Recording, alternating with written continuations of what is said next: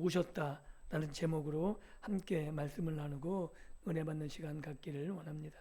한 주간 평안하셨습니까? 요새 시대가 아주 급격하게 변해가고 있습니다. 우리 시안이가 아멘을 했어요.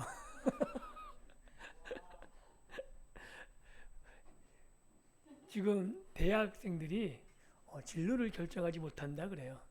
왜냐하면 매년 사라지는 일자리가 AI 때문에 사라지는 일자리가 어떻게 될지 가늠을 못한다는 거예요. 초기에 AI가 나타났을 때에는 육체의 근로부터 차근차근 없어질 거라 생각했는데 웬걸요. 중간 지식, 그 통째, 그 모든 근로가 사라지는 시대가 벌써 다가왔습니다. 프로그래머, 중간 관리급이 다 없어졌고요.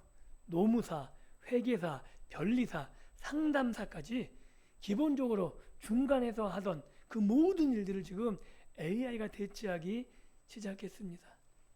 그래서 지금 우리 시대가 어떻게 해야 될지 대처 잘못하면 다시 한번 100여 년 전 열강 때문에 식민지 지배를 살았던 것처럼 AI 강국의 속국, 눈에 보이지 않는 속국으로 살아갈지도 모른다는 두려움이 우리 가운데 있는 거죠.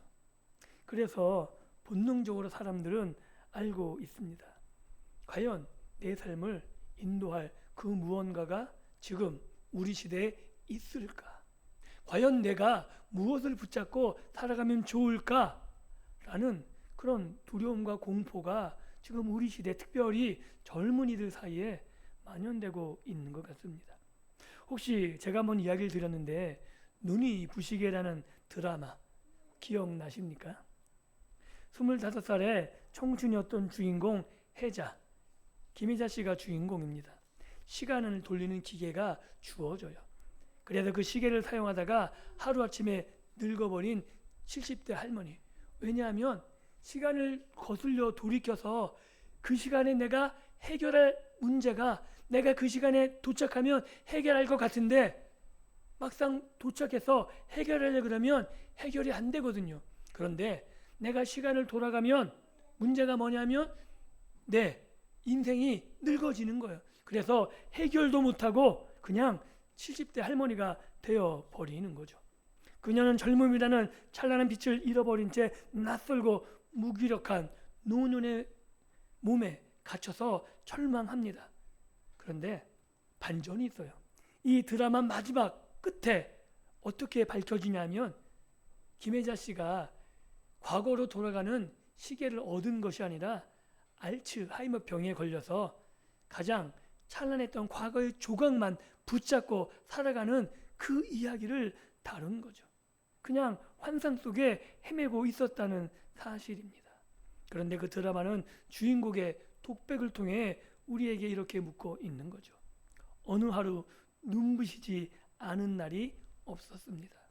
지금 삶이 힘든 당신, 이 세상에 태어난 이상 당신은 이 모든 걸 매일 누릴 자격이 있습니다. 대단하지 않은 하루가 지나고 또 아무것도 아닌 하루가 온다 해도 인생은 살 가치가 있습니다. 후회만 가득한 과거, 불안하기만 한 미래 때문에 지금을 망치지 마세요. 살아가십시오. 눈이 부시게. 김희자 씨가 독백으로 한 말이다. 오늘의 삶이 눈이 부시다는 거죠. 그리고 이 드라마가 많은 사람들의 눈시울을 붉히는 그 장면을 연출했습니다. 그 이유는 우리가 얼마나 허무하고 일시적인 것들을 빛으로 착각하며 거기에 목숨을 걸고 살아가는지를 돌아볼 수 있게 했기 때문이죠. 현대 한국 사회, 오늘 우리는 저마다 삶의 어두움을 몰아내기 위해 눈부신 빛들을 찾아 헤맵니다. 어떤 이들은 명문대 합격증이 자신의 인생의 빛을 줄 거라고 생각하며 거기에 몰입합니다. 어떤 이들에게는 남부러할 만한 직장들, 어떤 이들에게는 일확천금, 이것이 내 인생의 빛이 될 거라면서 지금도 비투 빚내서 주식을 하거나 부동산에 몰빵하거나 이런 일이 넘쳐나는 거죠. 그리고 부모들에게는 자녀가 이 세상에서 위축되지 않도록 성공이라는 찬란한 그 빛을 물려주기 위해서 노력하고 있는 거죠.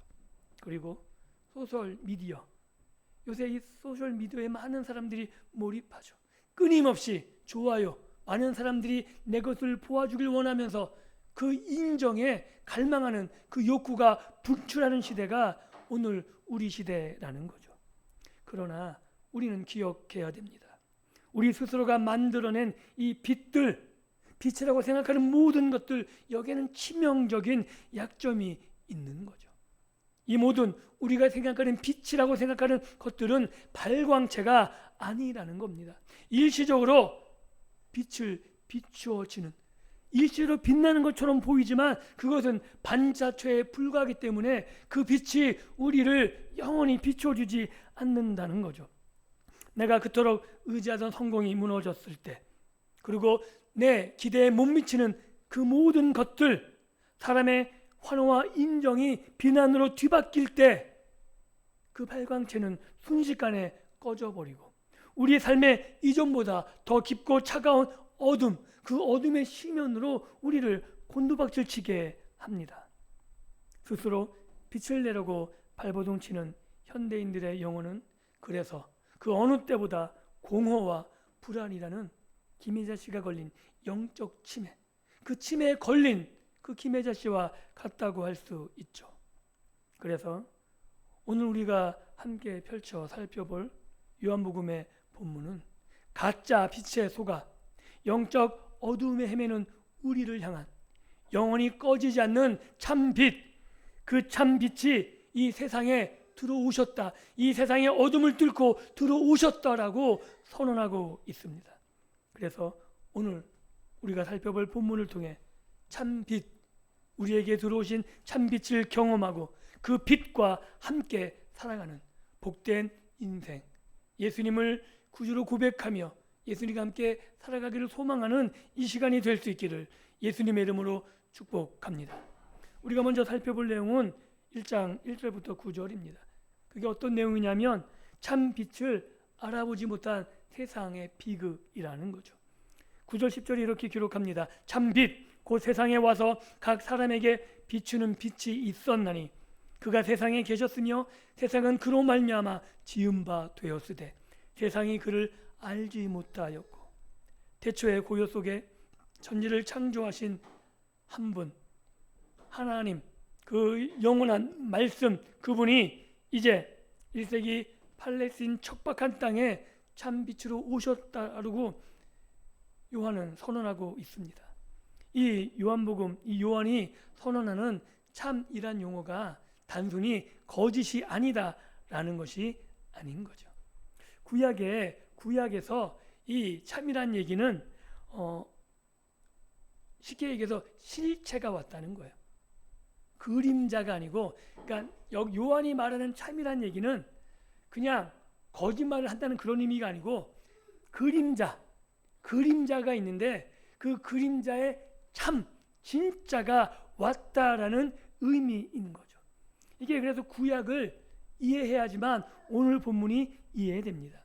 구약시대 이스라엘 백성들은 광야의 불기둥, 이 불기둥을 진리의 빛으로 삼았고 신의 산에서 주어진 토라, 하나님의 율법을 빛으로 삼았습니다.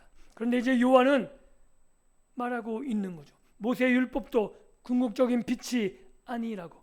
구약의 율법이 참 빛이 아니고 오직 말씀이 이 땅에 육신을 입고 오신 예수 그리스도만이 인류의 근원적인 어둠을 몰아내고 하나님을 온전히 계시하는 참 빛이라고 말씀하고 있는 겁니다. 그리고 이 빛은 어떤 특정한 소수에게만 독점된 것이 아니죠. 이스라엘은 여기에서 실패하는 거예요. 이 빛을 우리가 독점할 수 있다고, 그래서 선민 사상을 가졌던 거죠. 하나님은 우리만 사랑하셔, 우리에게만 빛을 주셨어. 그런데 오늘 요한이 말하고 있는 거예요. 이 빛은 이스라엘에게만, 너희가 선민이라고 하나님이 너희를 택했다고 생각하는데 아니라는 거죠. 이 빛은 모든 인류에게 비치는 참 빛이라고 말하고 있는 겁니다. 그래서 10절에 이렇게 이야기하죠. 세상에 와서 각 사람에게 비추는 빛. 그리고 이 세상에 그가 계셨다라고 말합니다. 세상은 그로 말미암아 지은 바 되었으되 세상이 그를 알지 못하였고, 요한복음에서 세상은 물리적인 이 지구를 말하는 것을 넘어서 하나님을 떠나 반역하고 영적인 어둠에 갇혀서 인간의 질서가 모든 것이라 생각하는 그 인간의 모든 영역을 세상으로 표현하는 거죠. 우리는 알고 있습니다. 세상 모든 만물이 하나님으로 말미암아 지어졌습니다. 그래서 피조물은 당연히 하나님의 지으심을 받은 거죠. 그래서 피조물은 하나님 이 땅에 오면 당연히 하나님을 알아보고 경배해야 마땅합니다. 그런데 어둠에 갇힌 세상은 자기 땅에 오신 창조주 하나님을 알아보지 못한 거죠. 구약 성경에서 하나님을 안다는 것, 그것은 단지 지식적으로 배웠다는 것이 아니라 하나님의 언약적인 관계를 맺고 그 안에서 순종하는 것을 말하는 거죠. 그것이 알입니다. 그래서 알지 못했다는 것은 고의적으로 세상이 하나님을 거부했다는 것이고, 아담과 하와가 고의적으로 하나님을 반역했듯이 예수님이 이 땅에 빛으로 오셨을 때 고의적으로 다시 한번 반역했다는 것, 이것을 말하고 있는 겁니다. 오늘 우리는 세속주의, 이것이 세상에서는 나쁜 말이 아닙니다. 그런데 성경에서 세속주의는 하나님을 향한 반역을 말하는 거죠. 현대문화는 하나님이 주신 아름다운 창조의 선물을 마음껏 누립니다. 인간의 존엄성, 사랑의 가치, 이성과 학문, 정의와 인권이라는 열매들을 아주 소중히 여기죠. 그런데 정작 그 모든 선물들을 베풀어 주신 창조주 하나님을 철저히 삶의 중심에서 밀어내고 있습니다. 이 현대사회는 경제적 번영, 뛰어난 교육 시스템, 문화적인 성취라는 이런 화려한 겉옷을 입고 있지만 그 속은 창조주를 스스로 버린 고아처럼 자기 삶에 버려짐이 있는 겁니다. 하나님 없이도 스스로 충분히 삶의 의미와 행복을 만들어낼 수 있다는 오만, 그것이 바로 세상이 참빛을 알아보지 못하게 만드는 가장 깊은, 가장 짙은 영적인 어두움이라고 성경은 말하고 있습니다. 그리고 11절에 이렇게 한 걸음 더 나아갑니다. 자기 땅에 오매 자기 백성이 영접하지 아니하였으나. 이게 굉장히 충격적입니다. 세상은 못 알아볼 수 있습니다. 이방인들의 무지, 이것이라고 변명할 수 있죠. 그러나 11절은 참빛이 이방이 아니라 자기 백성 곧 이스라엘 땅에 왔다 그럽니다. 이스라엘의 배척, 이스라엘이 알아보지 못했다는 거죠. 이스라엘이 하나님을 배척했다고 말하고 있는 겁니다. 수천 년 동안 아브라함과 다윗의 언약을 통해 메시아를 이스라엘 사람들은 고대해 왔습니다. 그들에게는 하나님의 율법이 있었고 성전이 있었고 예언자들의 약속이 있었습니다. 그리고 유대 전통에 따르면 하나님께서 온 열방에 율법의 빛을 주려 하셨으니 다른 모든 나라가 거절했고 오직 이스라엘만이 시내 산에서 그 토라의 기쁨으로 받아들였다는 영적 자부심이 있었습니다. 그래서 우리가 선민이다, 우리만이 하나님의 율법을 가졌다라고 말했죠.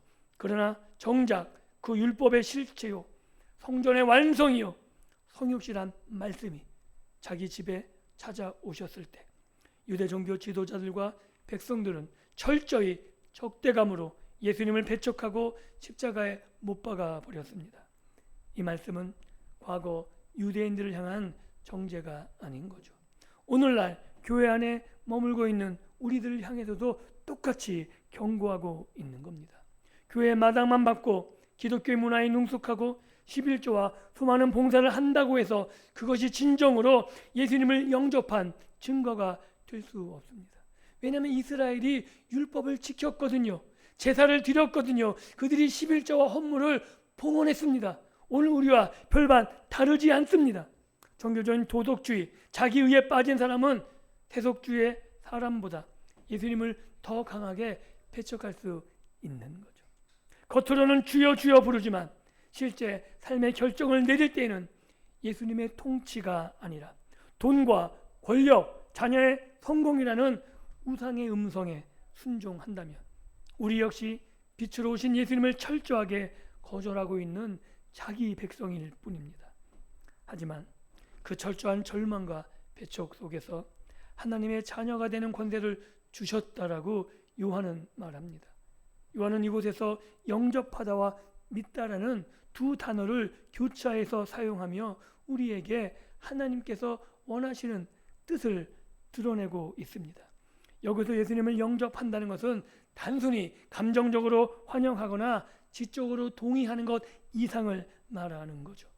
예수님의 이름을 믿는다는 것은 그 이름, 예수의 이름에 담긴 신적 권위와 예수님이 계시하신 하나님 나라의 복음, 그 복음이 내 삶 전체를 지배하는, 내 삶 전체를 다스리는 그 철저한 의탁을 믿는다는 단어로 사용하고 있는 겁니다.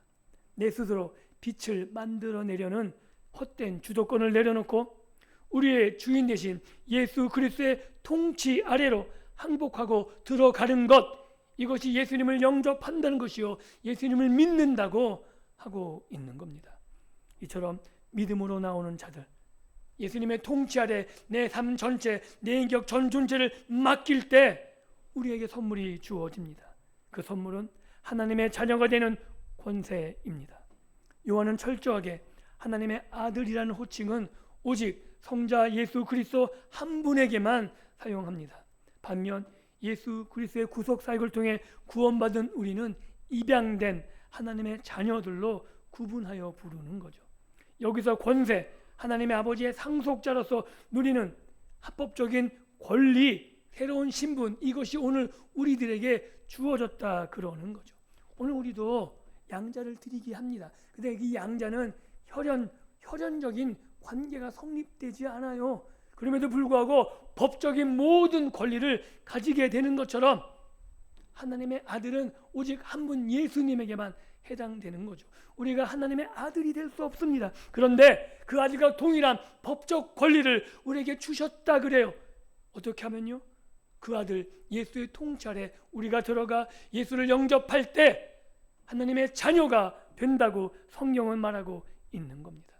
그래서 복음은 우리의 정체성이 사람들의 평가에 달려있다 말하지 않는 거죠. 우리의 실패와 우리의 수치가 우리 자신을 규정하지 못합니다. 오직 예수 그리스도를 믿음으로 말미암아 주어지는 하나님의 자녀, 이것이 우리의 흔들리지 않는 신분이고 우리의 영원한 정체성이다 라고 요한은 선언하고 있는 겁니다. 그리고 이 위대한 하나님의 자녀됨이 어디에서 기원할까요? 13절에 이렇게 말합니다. 이는 혈통으로나 육종으로나 사람의 뜻으로 나지 아니하고 오직 하나님께로부터 난 자들이니라. 고대 유대인들은 자신들이 아브라함의 피를 이어받은 혈통에서 난, 그래서 하나님의 자녀 되었다는 자부심을 가졌습니다. 그 피가 자신들의 구원을 보장해 준다고 당연히 생각했죠. 하지만 요한은 세 번의 강렬한 부정을 통해 모든 육신적인 조건을 기각해 버립니다. 법적으로 기각하고 있는 거죠. 혈통은 인종이나 가문, 부모의 유전적인 조건을 뜻합니다. 육정은 인간의 자연적인 본능과 성적인 결합을 통한 출생을 말합니다. 사람의 뜻은 고대 사회에서 출산을 결정짓는 가부장의 의지나 인간의 결단, 부모의 계획들을 말합니다. 즉, 이 구절은 피 튀기는 경쟁 속에서 좋은 가문, 든든한 배경, 타고난 유전자와 교육 환경이라는 금수저 가운데 태어나야만 승리할 수 있다는 이런 모든 것들을 부정하고 있는 거죠. 즉, 유대인, 오늘 한국 사회, 현대 사회 이런 모든 혈통과 아니면 세상에 가진 모든 이런 이점들이 무용하다고 말하고 있는 겁니다.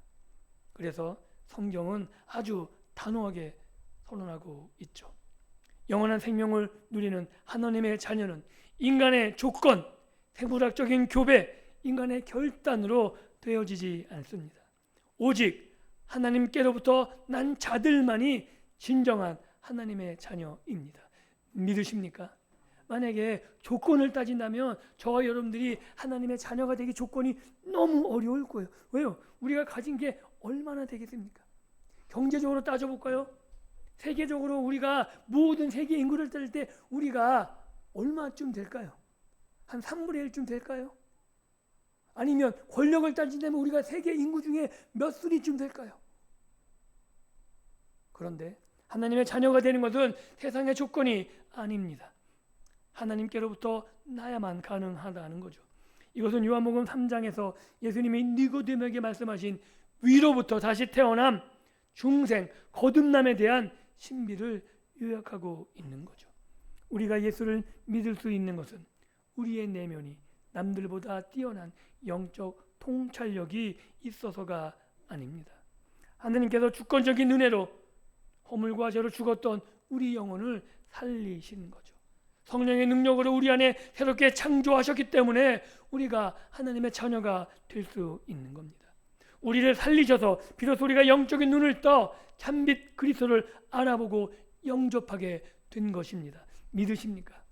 우리가 영접했기 때문에 살아난 것이 아니라 우리를 살리셔서 우리의 눈을 띄워주셨기 때문에 우리가 예수님이 참 빛이다라고 알아볼 수 있었다는 거죠.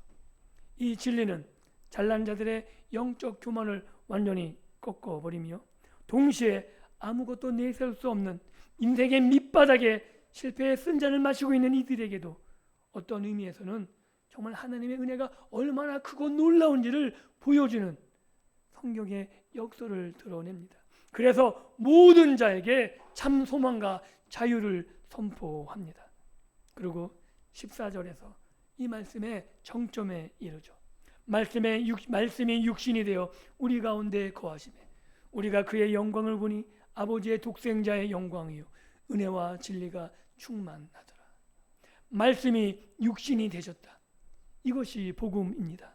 고대 헬라 철학자들에게는 신적 이성인 말씀이 유일하고 썩어진 물질은 육신이 되었다는 것, 이것은 미련한 것이고 신성모독에 가까운 충격인 거죠. 어떻게 신이 이 썩어질 더러운 인간의 몸을 입고 올 수 있느냐? 이거는 헬라 철학에서는 감히 상상도 할 수 없는 거죠. 그런데 이 썩어질 육신의 몸을 입고 말씀이 친히 이 땅에 오셨습니다. 그리고 예수님은 그저 사람의 모양으로 환상에 보였을 뿐이라고 이야기하지만 아닙니다. 예수님은 진정 동정녀 마리아의 몸에서 나셔서 인간이 되셨던 거죠. 요한은 영원전부터 하나님과 본질이 같으신 영광의 말씀이 우리의 모든 연약함과 피곤함, 슬픔, 눈물, 배고픔, 배신, 심지어 십자가의 고통과 죽음의 저주까지 고스란히 느낄 수 있는 한계투성인 인간의 존재로 들어오셨음을 분명히 하고 있습니다. 우리의 하나님은 멀고 높은 하늘 보좌에서 고통받는 세상을 훈계하시는 그런 하나님이 아니십니다.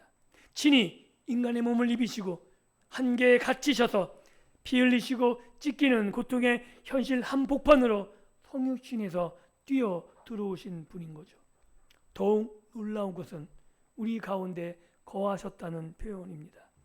이 거하셨다는 의미는 장막을 치다는 거죠. 그래서 유대 사람들은 이 말이 너무 쉽게 이해됩니다. 구약 성경 출애굽기를 보면 광야를 떠도는 이스라엘 백성들 한가운데 하나님이 성막을 짓게 하시고 그곳에 빽빽한 구름과 불기둥으로 임재하셨습니다. 그것이 바로 거룩하신 하나님의 가시적 임재인 거죠. 쉐키나 구름, 하나님의 영광이 이스라엘 백성 가운데 거하셨습니다. 죄악된 이스라엘 백성들이 진멸당하지 않고 하나님과 교제할 수 있었던 유일한 장소가 바로 그 성막과 성전, 하나님이 임재하셨던 그곳이 가능하게 했습니다. 그런데 역사 타락 속에서 건물이 되어버린 성전은 무너졌고 헤롯 성전에는 하나님의 영광이 떠나고 없었습니다. 그때 요한이 외치고 있는 거죠. 건물로 지어진 성전의 시대는 끝났다라고. 하나님이신 말씀이 친히 우리의 피와 살을 입고 새로운 성막, 새로운 성전이 되어 우리의 삶의 동네, 우리의 삶의 현실 가운데로 이사해 오셨다라고 말하고 있는 겁니다. 예수 그리스도, 그분이 바로 찢어진 휘장을 뚫고 나아가 하나님 아버지를 만날 수 있게 하신 유일한 참 성전 되셨습니다. 사도 요한과 제자들은 육신이 되신 말씀 안에서 아버지의 독생자의 영광을 직접 목격한 사람입니다. 이 독생자라는 말은 숫자가 하나라는 뜻이 아니고 그 누구로도 대체할 수 없는 아버지와 아들의 친밀하고도 유일무이한 관계와 본질을 뜻합니다. 그래서 신학적으로는 독생자가 아니라 독종자라고 이야기해요.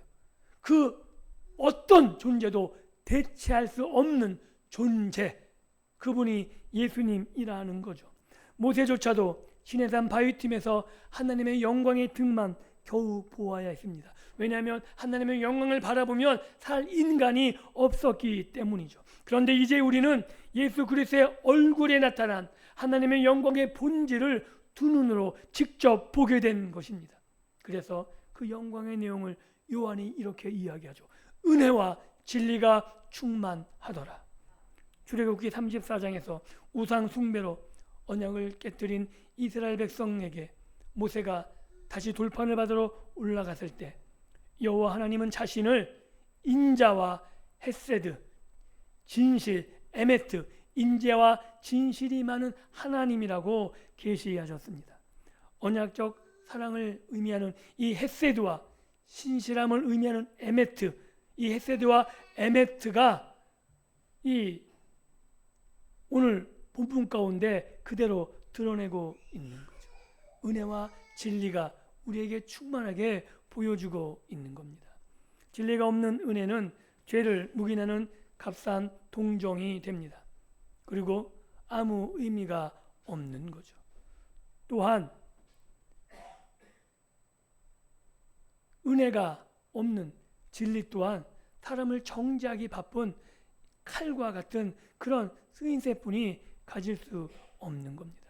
그런데 하나님께서 성육신하신 예수님을 통해 죄를 용납하지 않으시고 자기 목숨을 내어놓아 하나님의 공의와 하나님의 의를 만족시킨 이 진리가 예수님을 통해 이루어졌다고 오늘 말씀하고 있는 겁니다. 그래서 예수님이 보여주신 은혜와 진리는 값싼 그런 복음이 아닌 거죠. 왜냐하면 예수님의 피로 주어진 은혜이고 자신의 피값으로 세운 진리이기 때문에 그렇습니다. 그 죽어 마땅한 죄인들 우리를 대신해서 저주의 십자가를 지시고 끝까지 우리를 품어 안으신 무한한 은혜의 절정이 바로 예수님의 은혜라고 말하고 있는 겁니다.